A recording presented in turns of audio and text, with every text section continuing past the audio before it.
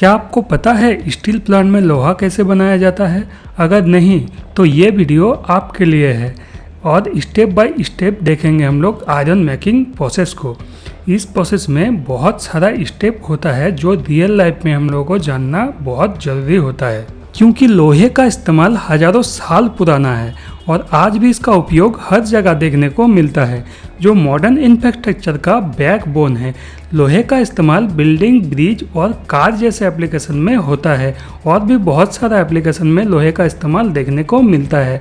और आपका घर का बर्तन और बाइक का पार्ट्स में भी लोहे का इस्तेमाल किया जाता है। तो पुराना दिनों में लोहा कैसे बनाया जाता था और धीरे धीरे इसका प्रोसेस किस तरीके से बदलता गया और आज का टाइम में लोहा को किस तरीके से बनाया जाता है, सब कुछ देखेंगे हम लोग आज इसी वीडियो में। देखिए, लोहे का इस्तेमाल हजारों साल पहले शुरू हो गया था, जो लगभग 1200 बीसी के आसपास था। प्राचीन समय में लोग मेटियोरिक आयरन का इस्तेमाल करके लोहा बनाता था, जो आसमान से गिरने वाला मेटियोराइट से मिलता था। ये आयरन और निकल का एलाव होता था, जिसमें 90% आयरन और 10% निकल होता था। और इस आयरन ओर को मिट्टी का ओवन में डालकर हीट किया जाता था। हीट करने के लिए चारकोल का इस्तेमाल किया जाता था और फिर इसे हैमरिंग करके इम्प्योरिटीज को हटाया जाता था, रिड्यूसिंग किया जाता था और इसी तरीके से लोहा को बनाया जाता था। फिर लोहे से बनाया गया हथियार, किसान का औजार और घर का सामान उस समय का ये मूल आधार होता था। फिर धीरे धीरे टाइम बीतता गया और मध्यकाल में लोहा बनाने का प्रोसेस और भी एडवांस हुआ। नया टेक्निक आया, नया आविष्कार हुआ। उस समय में चाइना और यूरोप में ब्लास्ट फर्नेस का उपयोग शुरू हुआ और ब्लास्ट फर्नेस में लोहा का साथ स्टील भी बनाया गया। और आज का समय में लोहा बनाने का प्रोसेस और भी एडवांस और एफिशिएंट हो चुका है। तो दोस्तों, स्टील प्लांट में जाकर देखेंगे क्या क्या प्रोसेस किया जाता है और क्या क्या रॉ मटेरियल इस्तेमाल किया जाता है लोहा को बनाने के लिए। लोहा का प्राइमरी सोर्स होता है रॉ आयरन ओर और रॉ आयरन ओर को 80% इस्तेमाल किया जाता है लोहा बनाने के लिए। इसका साथ और भी रॉ मटेरियल यूज किया जाता है, आगे सब कुछ हम लोग समझेंगे। ये रॉ आयरन ओर एक खनिज पदार्थ है जिसे जमीन का नीचे से निकाला जाता है माइनिंग करके। रॉ आयरन ओर को माइन से निकालने के लिए बहुत सारा भारी मशीन का उपयोग किया जाता है। पहले ड्रिलिंग कर लिया जाता है, फिर उसमें ब्लास्ट कर दिया जाता है, क्योंकि रॉ आयरन ओर बड़ा चट्टानों के फॉर्म में मौजूद होता है माइंस में। इस निकाले गए ऐश को हैवी मशीन की मदद से भेज दिया जाता है प्रोसेसिंग प्लांट में। रॉ आयरन ओर का माइंस दुनिया में कई देशों में पाई जाती है, लेकिन कुछ देश आयरन ओर सबसे अधिक उत्पादन करता है और इंडिया में बहुत सारा स्टेट में रॉ आयरन ओर का माइनिंग किया जाता है, जैसे उड़ीसा, छत्तीसगढ़, झारखंड, कर्नाटका, गोवा। ये सब राज्यों में रॉ आयरन ओर का बहुत ज़्यादा माइनिंग किया जाता है। फिर इस रॉ आयरन ओर को माइन से निकाल के ऊपर लाने का बाद केसर मशीन में डालकर बड़ा चट्टानों को छोटा टुकड़ों में तोड़ दिया जाता है। आगे फिर इसे अलग अलग साइज में डिस्ट्रीब्यूट कर दिया जाता है वाइब्रेटिंग स्क्रीन का मदद से। फिर इसे भेज दिया जाता है ट्रेन का मदद से अलग अलग स्टील प्लांट में, अलग अलग प्लांट में, जहाँ पर ये आयरन ओर से स्पंज आयरन बनता है, आगे लोहा स्टील भी बनता है। स्टील प्लांट में से रखा जाता है रॉ मटेरियल स्टॉक यार्ड में, जो काफ़ी बड़ा एरिया होता है, क्योंकि आयरन ओर का अलग अलग टाइप होता है, इसीलिए इसको अलग अलग रखना भी आवश्यक होता है। आयरन ओर का क्वालिटी सबसे पहले पता किया जाता है। इसको पता लगाने के लिए अलग अलग केमिकल, फिजिकल और मेटालॉजिकल टेस्ट किया जाता है। इन टेस्ट का माध्यम से आयरन ओर में कितना % आयरन कंटेंट है और कितना % इम्प्योरिटीज है। इम्प्योरिटीज वो एलिमेंट होता है जो आयरन ओर का साथ जुड़ा होता है। इस आयरन ओर का ग्रेड होता है, जैसे हाई ग्रेड, मीडियम ग्रेड और low grade. High grade iron ore में आयरन कंटेंट होता है 63% और इम्प्योरिटीज होता है 37%। इम्प्योरिटीज में ये सब मटेरियल ज़्यादातर मौजूद होता है, जैसे सिलिका, एल्यूमिना, फास्फोरस, सल्फर और मॉइस्चर, और इसी इम्प्योरिटीज़ को रिमूव करने के लिए इतना प्रोसेस किया जाता है ताकि आगे हम लोगों को प्योर आयरन मिल सके। तो अभी स्टेप बाय स्टेप देखेंगे प्रोसेस को। तो अभी हम आ चुके हैं प्लेट प्लांट का रॉ मटेरियल हैंडलिंग सिस्टम में। प्लेट प्लांट में रॉ मटेरियल आयरन और फाइंस का इस्तेमाल किया जाता है। ये है आयरन और फाइंस, जिसे हिंदी में कच्चा लौ आयस कहते हैं। इस फाइंस का अलग अलग टाइप होता है। सबसे ज़्यादा हेमेटाइट का इस्तेमाल किया जाता है प्लेट प्लांट में। इस फाइंस को लोडर और हाइड्रा का मदद से डाल दिया जाता है होपर में। होपर में डालने का बाद ये चला जाता है कन्वेयर बेल्ट में। कन्वेयर बेल्ट एक ऐसा मैकेनिज्म है जो मटेरियल को एक जगह से दूसरा जगह डिस्प्लेस करने का काम करता है। फिर ये मटेरियल को वाइब्रेटिंग स्क्रीन में स्क्रीनिंग कर लिया जाता है ओवर साइज और अंडर साइज के हिसाब से। ये स्क्रीन वाइब्रेटिंग मैकेनिज्म पर काम करता है और मटेरियल को डिस्ट्रीब्यूट करने के लिए इसका ऊपर मेश लगा दिया जाता है और ये मेश नेट का तरह दिखता है और इस मेश का साइज डिपेंड करता है प्लांट रिक्वायरमेंट का हिसाब से। वेस्ट मटेरियल और ओवर साइज मटेरियल को रिमूव करने के बाद अच्छा मटेरियल को आगे फिर भेज दिया जाता है नेक्स्ट प्रोसेस के लिए। इस फाइंस का साथ डोलोमाइट को मिलाया जाता है।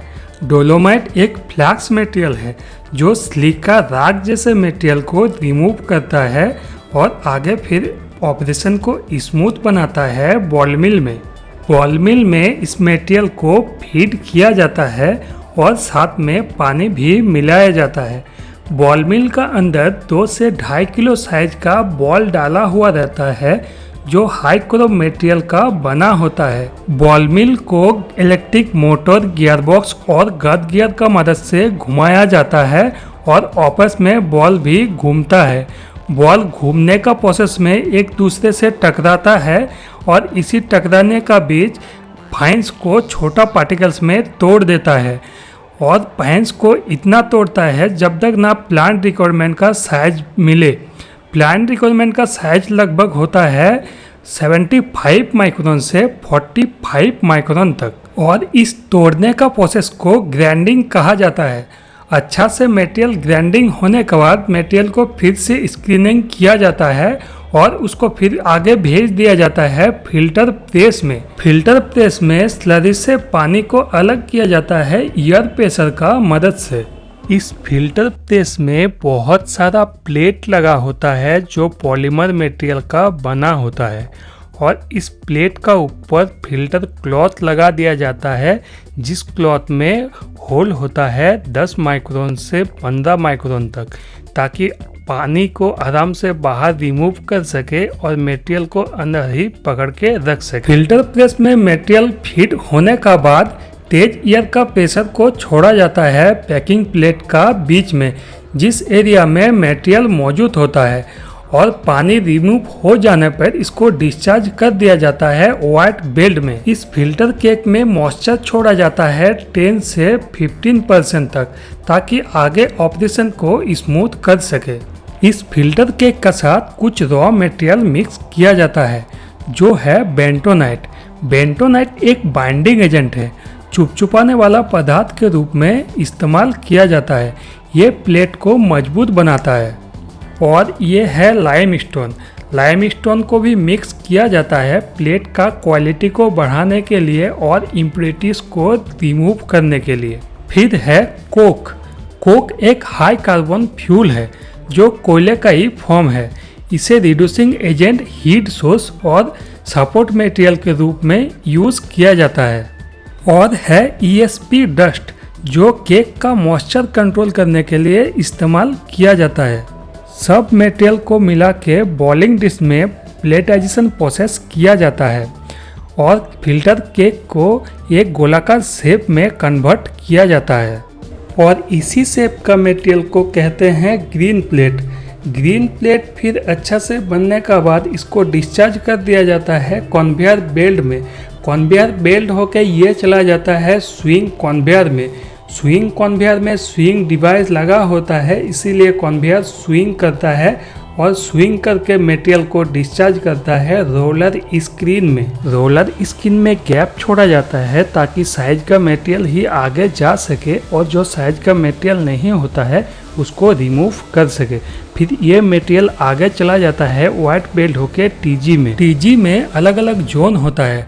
फर्स्ट जोन को प्री हीटिंग जोन कहा जाता है, जहां हॉट एयर के मदद से मॉइस्चर को पहले रिड्यूस कर दिया जाता है और फिर आगे फायरिंग किया जाता है, टेम्परेचर को और इंक्रीज किया जाता है। ग्रीन प्लेट को जलाने के लिए कार्बन मोनोऑक्साइड और कोल्टर ऑयल का स्प्रे किया जाता है टीजी के अंदर। टीजी से मटेरियल अच्छा से प्रोसेसिंग हो जाने के बाद आ जाता है रोटरी क्लीन में। रोटरी क्लीन में और भी हाई टेम्परेचर में मटेरियल को जलाया जाता है, इसको हीट किया जाता है। क्लीन में लगभग टेम्परेचर होता है 1350 डिग्री सेल्सियस के आसपास। रोटरी क्लीन को डिग्री में बैठाया जाता है ताकि एक साइड में मटेरियल आ सके और दूसरा साइड में डिस्चार्ज भी हो जाए। क्लीन में मटेरियल अच्छा से जलने का बाद, अच्छा से प्रोसेसिंग होने का बाद आ जाता है रोटरी कूलर में। रोटरी कूलर में बहुत सारा फैन लगा होता है जो मटेरियल को ग्रेजुअली ठंडा करता है एयर का प्रेशर देके। कूलर में मटेरियल कूलिंग होने का साथ मटेरियल को डिस्चार्ज कर दिया जाता है कन्वेयर बेल्ट में। कन्वेयर बेल्ट में पानी का स्प्रे किया जाता है ताकि अच्छा से कूलिंग हो सके। फिर इसको भेज दिया जाता है स्टॉक यार्ड में और ये हमारा फाइनल प्लेट बन गया है।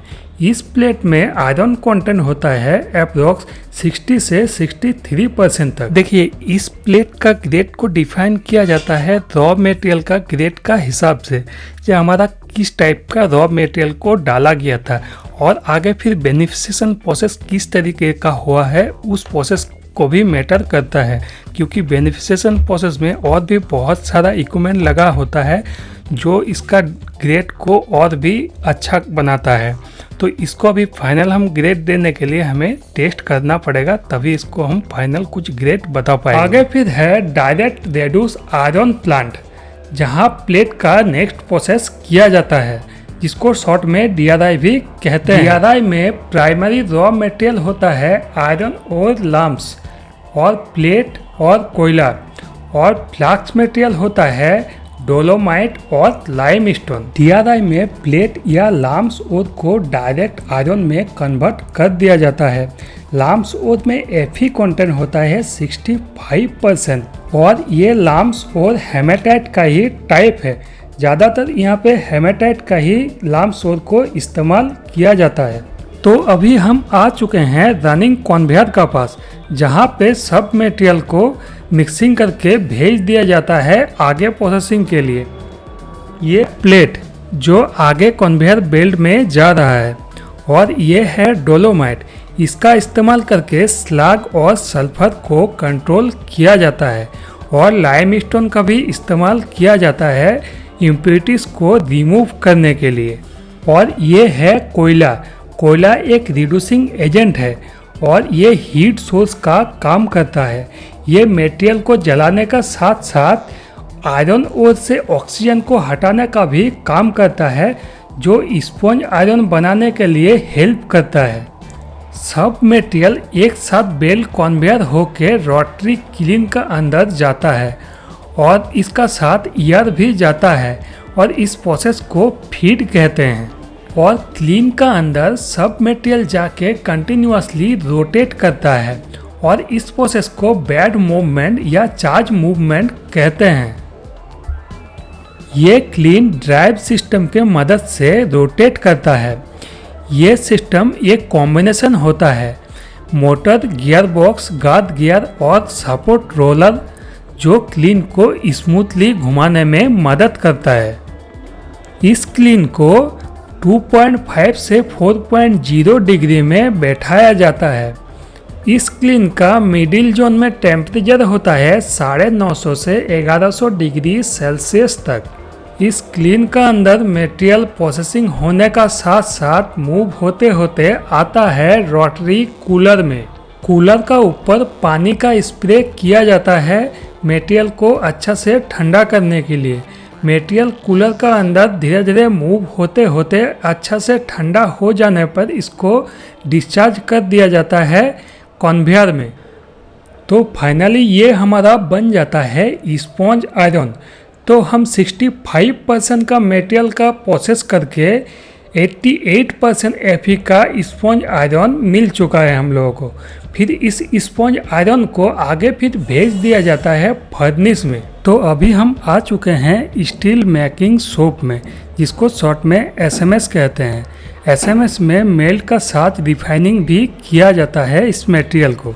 तो SMS का रॉ मटेरियल होता है स्पॉन्ज आयरन जो DRI से बन के आया है, और है पिग आयरन जो ब्लास्ट फर्नेस में बनाया जाता है, और है स्क्रैप मेटल जो पुराने स्टील लोहा को रिसाइकल करने के लिए इस्तेमाल किया जाता है, और फ्लाक्स मटेरियल जो इम्प्योरिटीज को रिमूव करने के लिए यूज़ किया जाता है, जैसे लाइमस्टोन स्लैग फॉर्मेशन और फास्फोरस रिमूव करने के लिए, डोलोमाइट बेसिडिटी मेंटेन और स्लैग को हटाने के लिए इस्तेमाल किया जाता है।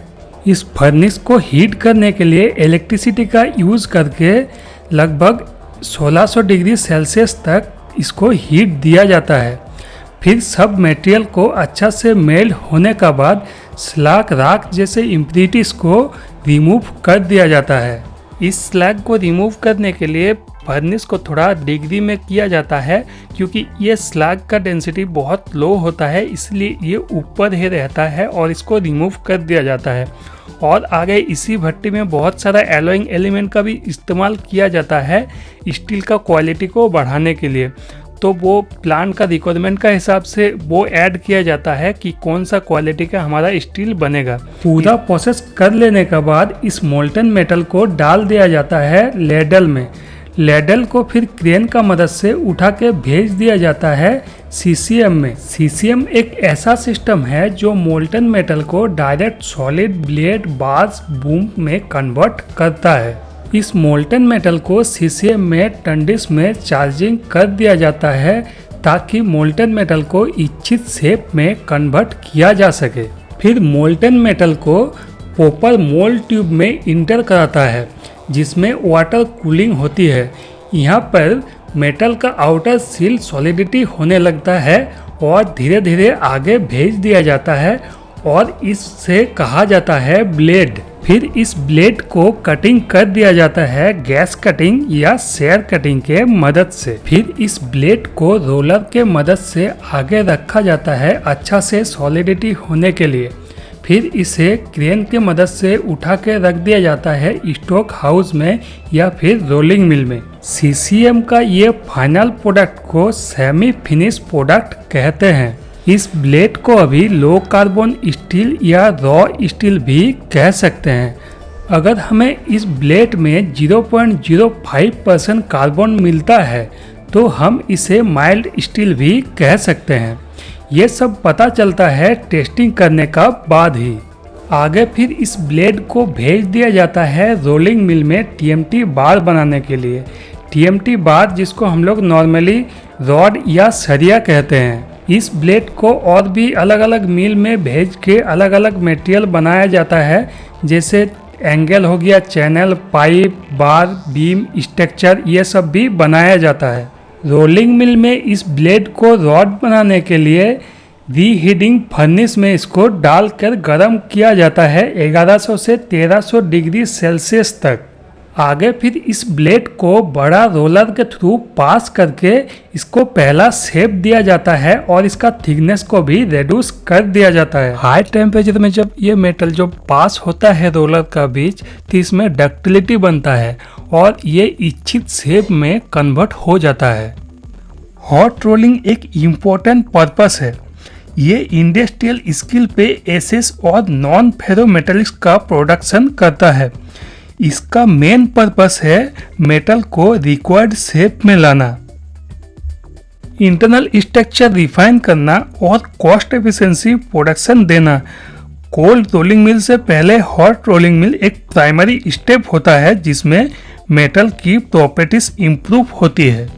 ये rolling mill highly risky zone होता है और यहाँ पे सेफ्टी का ध्यान रख के काम करना पड़ता है।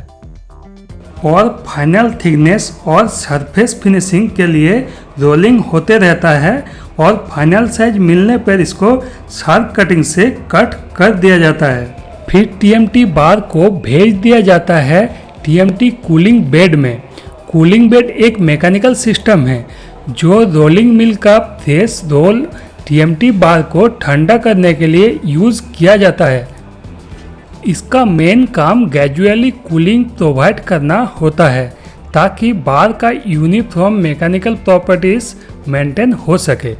फिर ये अच्छा से ठंडा हो जाने पर इसको छोड़ दिया जाता है नीचे, फिर इसको बैंडिंग करके रख दिया जाता है यार्ड में। फिर TMT बार का क्वालिटी भी टेस्ट किया जाता है। इसका फाइनल क्वालिटी काफ़ी फैक्टर पे डिपेंड करता है, जैसे कि केमिकल कॉम्पोजिशन, मैकेनिकल प्रॉपर्टीज़ और मैन्युफैक्चरिंग प्रोसेस। इसे अगर हम सरल भाषा में कहें तो हमारा रॉ मटेरियल हैंडलिंग डिपार्टमेंट जब मटेरियल को चार्जिंग करता है, चाहे वो होपर हो या फर्नेस, तो वहाँ पे एक प्रॉपर फॉर्मूला होता है, एक प्रॉपर कैलकुलेशन होता है मटेरियल को चार्जिंग करने का।